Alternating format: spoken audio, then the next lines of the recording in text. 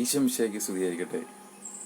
പലപ്പോഴും ചിന്തിച്ച് ഒത്തിരിയധികം ആലോചിച്ചിട്ട് മനസ്സിലാകാതെ പോയ ഒരു വാക്കാണ് ദൈവഭയം. ദൈവഭയം എന്നാൽ ദൈവത്തോടുള്ള അഗാധമായ സ്നേഹം മാത്രമാണ്. ദൈവം നമ്മളോട് പറഞ്ഞിട്ടുള്ള ഏറ്റവും പ്രധാനമായ കാര്യം പരസ്പരം സ്നേഹിക്കുക എന്നുള്ളതാണല്ലോ.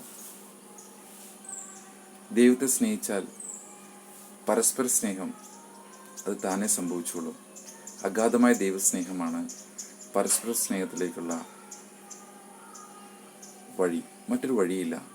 ദൈവത്തെ അഗാധമായി സ്നേഹിക്കുക, ദൈവഹിതത്തിനനുസരിച്ച് ജീവിക്കുക, ദൈവം എന്നിൽ നിന്ന് എന്താണ് ആഗ്രഹിക്കുന്നത് അത് മാത്രം ചെയ്യുക. അതിനായിട്ട് പരിശ്രമിക്കുമ്പോൾ ദൈവകൃപ നമ്മളിലേക്ക് ഒഴുകുകയും ദൈവഭയം നമ്മളിൽ ജനിക്കുകയും ചെയ്യും. ദൈവഭയം എന്നാൽ മറ്റൊന്നുമല്ല, ദൈവം ഞാൻ ചെയ്യുന്ന ഓരോ പ്രവൃത്തികളിലും വേദനിക്കുമോ എങ്കിൽ ആ ദൈവം വേദനിക്കുന്ന പ്രവൃത്തി ഞാൻ ചെയ്യുകയില്ല, ഒരു കാരണവശാലും ചെയ്യുകയില്ല എന്ന് തീരുമാനിക്കുക മാത്രമാണ്. അതുകൊണ്ട് നമുക്ക് പരസ്പരം സ്നേഹിക്കാം, ദൈവത്തെ സ്നേഹിക്കാം. നമ്മളിലുള്ള ദൈവസ്നേഹം മറ്റുള്ളവരിലേക്ക് ഒഴുകുവാൻ ഏറ്റവും പ്രധാനമായത് തന്നെയാണ്. ദൈവം എല്ലാവരെയും അനുഗ്രഹിക്കട്ടെ.